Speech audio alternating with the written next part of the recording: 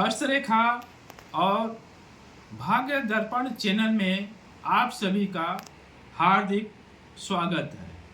मैं जयप्रकाश शर्मा आप सभी को हृदय से कोटि कोटि नमन करता हूँ।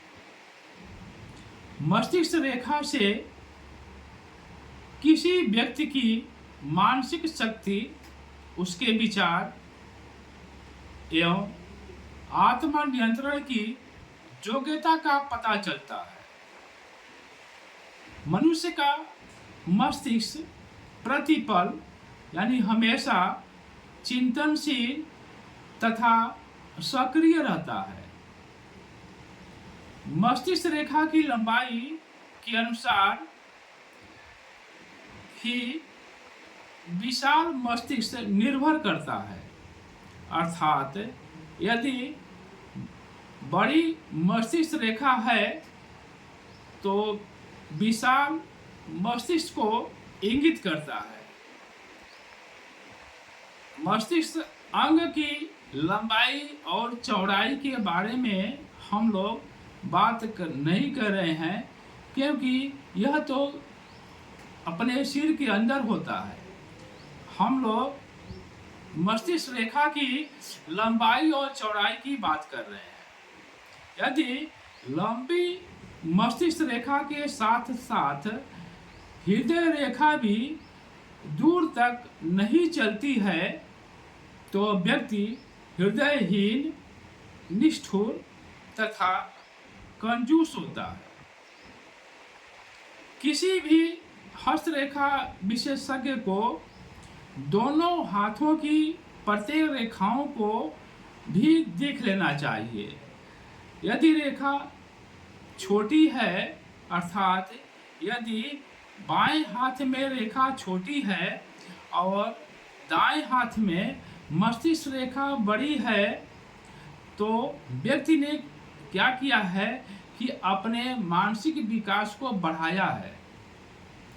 इसी प्रकार यदि बाएं हाथ में मस्तिष्क रेखा बड़ी है तथा दाएं हाथ में मस्तिष्क रेखा छोटी है, तो व्यक्ति ने क्या किया है कि अपने मानसिक विकास को घटा दिया है। यह देखना जरूरी होता है।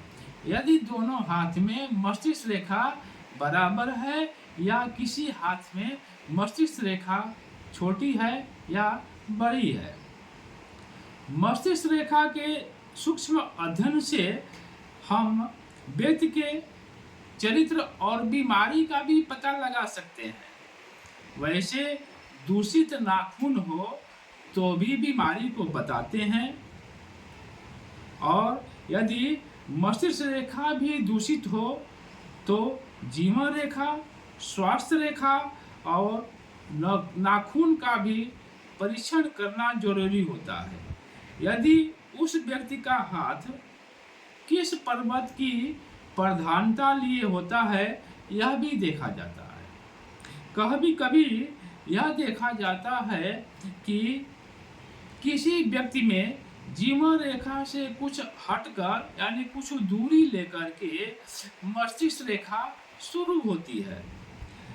ऐसे व्यक्ति का चिंतन जो होता है स्वतंत्र होता है, लेकिन यदि ज़्यादा दूरी पर हो यानी जीवन रेखा और मस्तिष्क रेखा ज़्यादा दूरी पर है, तो व्यक्ति ज़रूरत से ज़्यादा संवेदनशील होता है। ऐसे व्यक्ति को अपनी योग्यता पर इतना घमंड होता है कि यह दूसरे की भावनाओं को चोट पहुंचा देता है। मस्तिष्क रेखा जितनी कमजोर होगी, व्यक्ति की दिमागी शक्ति भी उतने ही कमजोर होगी। यदि मस्तिष्क रेखा का प्रारंभिक बिंदु मानसिक, शारीरिक उसके मस्तिष्क के कितनी विकास हुई है वह दर्शाता है। अर्थात मस्तिष्क रेखा का प्रारंभिक बिंदु मानसिक क्रियाशीलता को बताता है। यह चैनल आप ही का है। आप भी इस चैनल से सीखते हैं, जिससे हस्तरेखा का ज्ञान आपको प्राप्त होता है अतः अभी तक यदि कोई भी व्यूवर्स यदि इस चैनल को सब्सक्राइब नहीं किए हैं तो सब्सक्राइब करें, लाइक करें और शेयर करें। यदि हस्तरेखा और भाग्य दर्पण संबंधी कोई भी प्रश्न पूछनी है तो आप कमेंट बॉक्स में जा कर के उसको लिखें। आपको हमारी टीम अवश्य इसका उत्तर देगी। धन्यवाद।